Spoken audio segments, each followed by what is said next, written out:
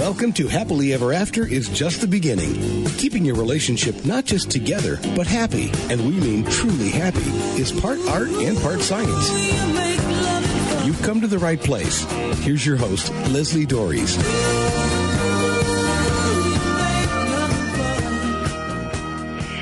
You know, one of the questions I get asked all the time is, what is the secret to a lasting, loving, successful marriage? And to be honest, most people actually think it is love. That it is, and that's almost always the answer that I get when I ask clients why they get married. I'm told, because we were in love. And, you know, I'm a big fan of love, and it certainly has its place in a happy marriage. But the reality is, the hard truth is that love is not enough. If it really were enough, the divorce rate wouldn't be so high, and many marriages that do last would be a whole lot happier. So, if it isn't love, what is it? My guest, fellow marriage and family therapist and life coach John Kim, is here to talk about what he's learned about the answer to this question. And John, thank you so much for coming back on the show and talking about this, because, like I said, when I read your article, I went, oh my gosh, this is it. Thank you for having me. Yeah, I think it's an important conversation. So I appreciate you wanting to just talk about this and shed some light. So let's not keep anybody in suspense any longer. What have you found to be the most important factor in relationships, and why? Yeah, you're right. I think most people, the default answer would be love, but I think it's the two R's. I think it's respect and resiliency. Mm-hmm. And I think respect is kind of the foundation, and I know we're going to talk about what respect means, but it's the soil to everything. And you know that saying that respect is earned or has to be earned? Right. In relationships, no. I think in relationships, it's a foundation. It's without it, there's no like a ticket to get on the plane to head toward love, you know?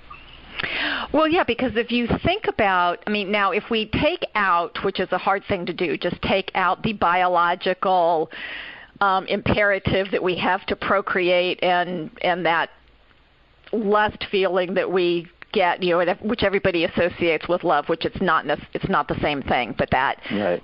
Rip your clothes off, let's get to it kind of, hot chemistry, which can be terribly misleading. But anything else, if we talk to people about what they love about their partner or their friends, there's always this element of respect. Right. And, and I don't think people talk about it that much. And so when I read your definition, and I'm going to read it in just a minute, when I'm reading this definition, because I've always had a real hard time with this, well, in great marriages, there's unconditional love. And I'm going, unconditional love is, I've always thought maybe if it exists, it's parent to child. And even there, right. I'm not sure it exists. Right. And I think we get caught up in that unconditional, that there's nothing that you can do that will ever bother me. But when I read your definition of respect, that's what struck me, is that this is what people are talking about. You when can't love someone unconditionally. Yeah, you can't love someone unconditionally if they don't have respect you. Right. And I think that's where a lot of people get into trouble, is because they confuse those two. It's like, one of the things that people tell me when they stop loving their partner, it's because they stopped respecting them. Yeah, and when you stop respecting someone, it's not just love. It's like the chemistry changes, and what you were just talking about before, the lust, tear each other's clothes off. None of that happens if you don't respect the other person. Which is why I'm wondering why we don't talk about this. Yeah. And then then it's lined with guilt and shame, because you're feeling guilty that you're not loving hard enough, or your piece of the relationship, etc. But that's why I think it really goes back to respect being soil that's going to produce love. Right. And in the article, and by the way, this is on Psychology Today, and it's called The Most Important Factor in Relationships. And you talk about why this is important, and you talk about that respect leads to trust, which leads to a safe space, which leads to a healthy relationship. Sure. I think it's a process. And by the way, respect, it's not something that I think. I actually did a poll on Facebook, and it was 100-something people responded. But it was a very simple question: what's the most important factor in a relationship? And I thought it was going to be, communication, all these other things, but it ended up being respect. Respect was the number one answer. Right, and it is so important that I think people don't always recognize that. And you also point out that the reason why you think it showed up is because it's what people didn't have in a relationship, and it's kind of like, a need of deprivation, that I only know that it's necessary when I'm not getting it. Right, exactly. And obviously them not getting it left some kind of imprint that was memorable, probably not positive. And that's why they're saying that, it's respect now, it's respect. That's what I need. That's what I know. So I want to read the definition that you put in the article because, like I said, it's the piece that grabbed me. Mm-hmm. So you said respect means no one has power or authority over someone else. It means we don't have to agree with someone to love them. Respect means to give someone space to have their own opinions and journey. Love that one. Respect means to let go, accept, not judge, don't react, don't control, let be, let grow. Yeah, I love this. And finally, you say respect means to not place your definitions on someone else. It means to work on your own issues, and respect means to have your own safe life container. It was like this needs to go out to every person in the universe, John. Seriously. I'm just saying wow because it's so long, but I was trying to be thorough with the definition. Yeah. Well, and I love this because this is where people get into trouble is, what happens, because they get very uncomfortable when their partner doesn't agree with them. Right. Because it means something about them. Like if I like red and you like blue, then I get uncomfortable because it means what's wrong with me. Right. Instead of respecting the fact that you like blue and that's okay. Right, that it's just an is, I need to look this up because I've said this before and I cannot remember who said this, but somebody said that if two people agree on everything, one of them isn't necessary. Which again, I love. One of them isn't being honest. That's right. True. Well, yes, one of them definitely isn't being honest, and being able to let go and accept and not judge. These are all the things that if you list unconditional love, that's what people want. Mm-hmm. But it really comes down to respect. And so you were talking about that it goes into respect, trust, safe space. So is that why respect is so important? Yeah, I think it's the thought. I think so. Imagine what you can try to build without it. So if there isn't respect and there isn't a safe space, there isn't people being okay with your opinions, so without respect, there's going to be control, and it might be very subtle. Without respect, there's going to be no room for you to be authentically you, so then now there's room for codependency, there's room for enmeshment, there's room for two people kind of being one person instead of two unique individual people that are coming together to build something. And there's also room for abuse, because this is almost when I read this is the classic definition of not being allowed to be yourself, have your own opinions, not being allowed to be your own person, and certainly not safety. There's absolutely no safety in abusive relationships. Right. And and I think and I think that this happens when people think about abuse, they think about physical abuse, and which is bad enough, but a lot of the abuse that goes on is emotional. I had a client years ago who he was verbally abusive to his wife, sometimes in my presence, which was like really seriously. And I said to her one day when we were by ourselves, I said, the first time he called you a bitch, why was it okay? And she looked at me and she said, well, it wasn't. I said, well, 12 years later, he's still doing it. So right. At some point in time, there was permission given. Yeah, absolutely. And I don't mean that she deserved it in any way, yeah. Because if the person's like, well, you're okay with it when I called it to you the first time, why do you have a problem with it now? Right. Because I've had people say this to me. It's like, well, if he or she hit me, I'd walk away. It's like, well, they're verbally hitting you. Yeah, I think the emotional abuse is more damaging. I think, when you're being abused but you don't even know it or you're not even aware of it, I think that stuff is dangerous. It's like tear gas that's leaking. That the physical abuse is obvious, and that I'm not saying that's less damaging, but because you're very aware of it and because it's obvious, there's these red flags that go up. But when there's emotional abuse or someone's assassinating your character, there's so much room for us to minimize it or to ignore it, and it's like the poisonous gas we don't smell that's leaking. Right, and I've actually done a lot of work with domestic violence, and the victims actually would tell me that they would actually rather be hit because at least the bruises healed. The emotional abuse was the worst part. Yeah, of course. And again, nobody deserves to be abused, but you talk about the people who'd responded to the survey and talked about that if they'd been in a relationship where respect was missing, that there was some kind of a compromise affecting them and their beliefs about themselves. And you talk about, and I love this, you forget that respect isn't an option, that it's standard. It's like, and but how do we figure this out?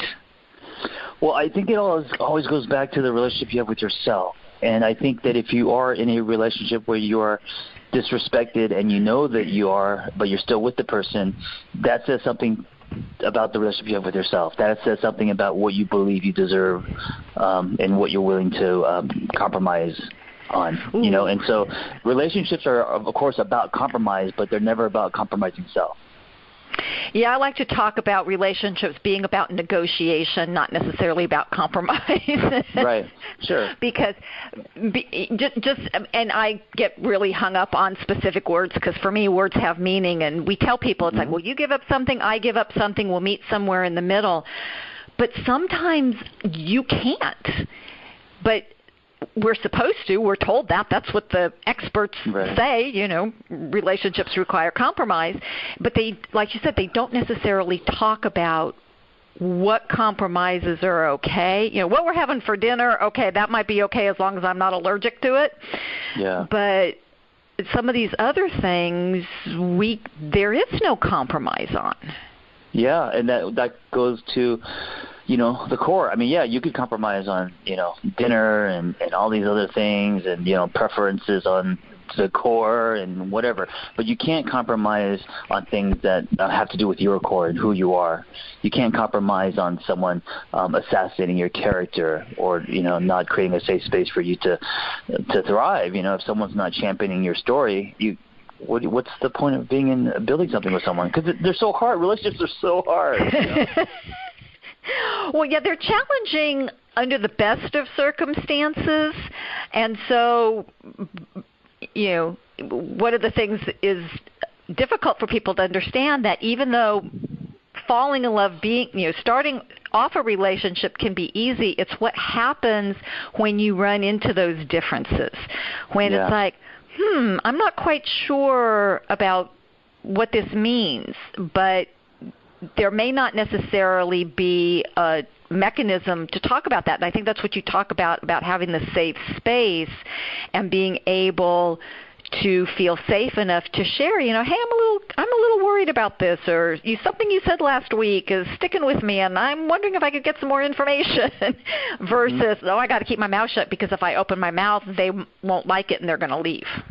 Right. So, but that has to do with one's own fear of being abandoned or whatever. So the other piece of this is sticking up for yourself and demanding the respect. A lot of people just expect the other person to give them respect, and if they don't, then that's okay. You actually have to demand it. Not ask for it, but demand it. This is where I draw the line. If you're not respecting me, then I can't be with you. Right, and then that brings into the whole conversation boundaries, which I want to hold off on because that's really an important thing and also can be challenging for a lot of people. Yeah. So This is Happily Ever After is Just the Beginning on webtalkradio.net. I'm Lesli Dories, and I'm talking with fellow marriage and family therapist and coach John Kim about the most important factor for a successful relationship. And if respect or love has gone missing in your relationship, then you really know deep down your relationship's in trouble. But it doesn't have to be that way. It can be turned around, but not if you keep doing the same old thing. So if you're ready to have a better relationship, and if you're really ready to do something different, then I invite you to take action now. Give me a call or shoot me an email and take advantage of my free, no obligation, Create Your Happily Ever After Marriage strategy session. You can reach me at Lesli, Lesli, at foundationscoachingnc.com. That's FOUNDATIONS, coaching, N as in Nancy, C as in Charlie.com, or you can give me a call at 919-924-0463. Now, I want to get back to this conversation about boundaries, because boundaries really are about respect. That, I say to you, this is not okay. And you will either accept that, or you're going to push back on me because you don't necessarily like that I've said this is not okay. And therein is where the problem starts, because what I do next will tell you whether or not I'm serious. Yeah. Or also will tell whether or not you're self-aware, or if you have emotional intelligence, or you have capacity, all those things, where you're at in your journey. And so, and people think about boundaries as, when I talk about them, people go, oh, I can't do that. The other person will be upset. And I said, well, first off, that's their problem, not yours. And second off, that's not the purpose. The boundaries are for you. It's to protect you. It's not, you're not doing something to somebody else. I mean, it's sort of like I ask people, I said, well, do you lock your car? And they'll say yes. I said, well, that's a boundary, because you're telling them, you're telling the world, this is my car. I want it to be here when I come back. Yeah. Nobody seems to think, I'm not doing something to somebody who wants to drive my car. Right.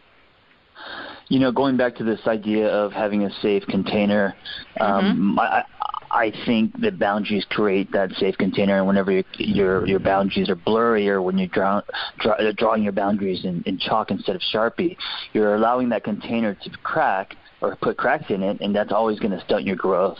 And it doesn't matter what we're talking about, relationships, addiction, whatever. But if you're able to draw boundaries and you're able to create a safe space for yourself, then growth is organic, And I think that the reason why we can't draw boundaries, or we don't, is because it all comes down to our belief in what we're worth, And I think we compromise who we are and what we're worth because a lot of times we don't believe that we deserve, or we'll just take what we can get, all that stuff. Right. I get a lot of, well, I'd rather be with this person than by myself, which is like, okay, please explain that, because they're really being awful to you. Or, I have, well, they're male and breathing, and it's like, well, okay, if that's your standard, then, then that's what you're going to get. And it's hard, and it's hard to work through this, because this isn't something we learn in school. It's not. Nobody gives us a class on love and respect. I think they should. But yeah, of course, high school for sure. I think all this stuff is a practice, and that's the other thing is you don't just one day. If you're not used to drawing boundaries, you don't just one day wake up and you're drawing boundaries left and right. You have to start. It's heavy lifting. You got to start slow and light, and work yourself up to have the ability to say no. And what's really difficult is when you actually like the person. So when you're actually attracted to the person, when the person moves you, it's because then you don't want to mess that up. So you're allowing more room for compromising self, and it's hard to draw boundaries. Yeah, my poor daughter used to get this all the time, because is doing what I do for a living. I would tell her, I said, if somebody ever says to you, if you love me, you'll do this, whatever, fill in the blank. I said, your response is, if you loved me, you wouldn't ask. Great. Because that's where it starts. Because it's like, oh, well, how do I stand in my own self and still be connected to this person that I care about. Because, again, that's scary. I might say something they don't like. Yeah. Which, by the way, is going to happen if you're with anybody for any length of time. Right. And what does it mean if someone doesn't like you? And that's kind of, for most people, it means everything. Mm-hmm. You know, and it shouldn't. Well, because they don't necessarily think it's about the other person. I mean, what was that book? He's just not that into you, you know, or it's about me, not you. And in most cases, it really is about the other person, because if you have to change who you are to be with them, it's not going to last anyway. Yeah. Because we can't maintain that. But I want to ask, because first, are there ways that somebody can tell if respect is present in their relationship? And if it isn't, is there a way to get it back? Yeah, I think one of the biggest red flags, or to know that maybe you're not being respected or there isn't respect in a relationship, is if you start to feel unsafe. I think that's the first. So whatever reason why. So if you're feeling unsafe because, I don't know, they're acting inappropriate with other women or men, or they are, you know, doing something or not, you know, maybe they're hiding you or whatever it is. If you're feeling unsafe, then it might be, there's a high chance it's tied to respect, meaning there's respect lacking. And how do you get it back? You ask for it. You demand it. Like, I know it sounds simple, but you do. It's not like you don't leave hints. You don't, you know, compromise on it. You say, you know, I wouldn't say that you are not respecting me because you're going to get a pushback, you're going to get defense. I would say that I'm feeling disrespected. I'm curious why. I don't know how much of that is me and how much of that is you, but I'm feeling disrespected. And so if they care about you, they're going to care about that, and they're going to, you know, start exploring, what am I doing to make you feel disrespected? And then as a couple, if you guys explore that, then you guys can, you know, build and earn each other's respect together, you know, and it can be a positive thing. Right, because, you know, sometimes we will find out things about our partner, or, you know, even about myself where have done something that I'm not particularly proud of, and I don't necessarily want my partner to know about it because it can change their view of me. But then I'm living in fear all the time of, oh my gosh, what if this person finds out? Or, you know, and again, I think it's creating that sense of inauthenticity, that hiding, that I'm a chameleon, or I'm not really being true to myself. And I know a lot of people think this whole authenticity kind of thing is too woo-woo, touchy-feely, mumbo-jumbo kind of stuff. But, you know, if we think about the people who we really admire, they're usually people who are comfortable in their own skin. And it's not that they don't care what other people think, but they care more about being who they are. And if you like them, great. And if you don't, that's okay too. Right. I'm just curious, how do we get to be those people? It's that connection with yourself. It's the relationship with self. I really think this is an inside-out process, not an outside-in, you know. And that's a journey. I mean, I'm 44, and I, you know, finally kind of like myself. And it took years, you know. I was definitely the person who cared what everyone thought about, who was seeking validation, approval, always exchanging my truth for membership. And I no longer do that. I don't care. I mean, here's the other thing. If everyone likes you, then no one likes you. So, like, you have to have people that don't like – yeah, you have to have people that don't like you to know that there are some people who love you, you know, whatever you're doing or who you are, et cetera. Right, because there are some people you don't want to be around because there's something about them that you don't care for, so it's actually okay for somebody to feel that way about you. Of course, the challenge is that we all think we're terrific. Right. and it's those people, however we want to define, you know, those people over there who aren't anything like me. And then, of course, that also brings up the whole idea of that there's actually something about those people that you see in yourself that you don't like, so it's better to stick it on them instead of look at ourselves.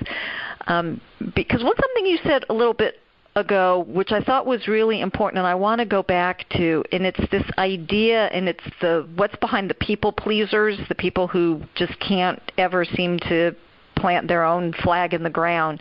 Yeah. Is that they're actually looking outside themselves to fill a hole that's in themselves. Sure. Yeah, I think we do a lot of that. We fill holes with that, but also we fill holes with food. We fill our holes with work. We fill our holes with a lot of stuff. Right, and it's easier to go there than it is to deal with these painful and emotionally painful areas. But that's really the only place that we have to make our lives better. Because, yes, there are certain things that obviously we need a certain amount of food, clothing, shelter to be able to survive. But after that, everything else really is what we create inside. And so when people are out looking for, the prince on the white horse who's going to come and take them away, or the beautiful girl who, once I just find the right girl, everything will fall into place seamlessly.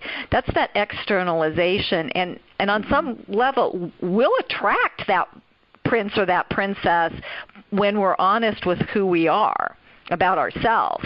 Right. As opposed to, okay, come rescue me. Yeah, absolutely.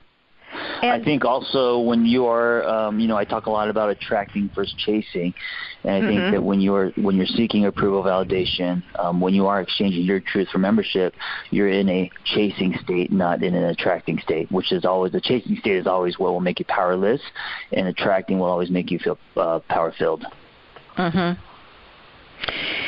Yeah, so any advice, because I know this is what you and I do, and when I work with couples, I basically say, okay, you need to focus on you, and your partner needs to focus on them, and stop looking at each other, because that's not where the answer is. But it's so easy because I've got a built-in scapegoat, and if it's my partner, then I'm off the hook. But what are some ways that people can start this journey? Because it's really scary. I mean, some people look at this, and it's kind of like the person who needs to lose 100 pounds. Right. That's overwhelming. It's like, oh my gosh. But he's just like, okay, let's just work on walking an extra 10 steps. I think the first step is to turn your dial to curiosity instead of judgment or blame, because what's going to happen is if you realize you're in a relationship that is abusive or disrespectful, etc., there's going to be this panic, and there's going to be a lot of shame and judgment. You're going to put the gun on you. So when you turn your dial to curiosity, then you'll start asking why questions, and I think that softens the blow. So first take a black light to your relationship and ask yourself if you're feeling unsafe, and if you're feeling unsafe, then you start asking yourself to get very curious about it. So instead of blaming or hating or judging, start asking yourself why you're feeling unsafe and where it's coming from, because maybe some of it's you, maybe it's not the other person. So I think that starts the process, And I think that's an important point, because one of the things that I hear all the time, and being unsafe, people think about being physically unsafe, and they'll go, oh, well, I'm not afraid my partner's ever going to physically hurt me. But I think if you ever have this thought run through your head, it's the beginning of being unsafe. And that thought is, I can't tell my partner that. Or I'm afraid to tell my partner that. Right. Whatever that might be. And to me, that's a big, okay, I don't feel safe enough in this relationship to share that with my partner. And then that's, I think, a good place to look at. Sure. Absolutely. Where to go. Well, I can't believe that this time has passed so fast, because I love talking to you. And again, thank you. So John, tell people where they can find out more about me and what I do. Yeah, you write a lot, and you write a lot of really good stuff, and it's like the number one important relationship skill, the most important factor in a relationship, all these things that people want the answers to, and you put it out very clearly. So where can they find you?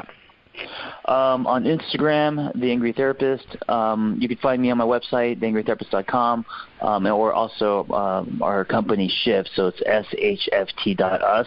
And there you could find articles, and you could find one-on-one coaching, whatever you need, tribes. It's kind of a wellness platform for anything that you're going through. So. Well, and again, I think it's all great. And, as I've said before, I've always struggled with this concept of unconditional love, but now I recognize it as respect. And so it makes it much easier for me to wrap my head around it. Because to me this unconditional, it's like I just don't see that. But respect is, to me, so clear. And I think if people can focus on the respect part, then it's going to make it a lot easier. And so to be honest, if there isn't respect in your relationship, the love is actually in a lot of danger. And the place, as John says, the place that respect starts is with you. So if you don't require it, not ask for it, but require it, who will? So go check out John's stuff. Keep listening. And until next week, stay loving.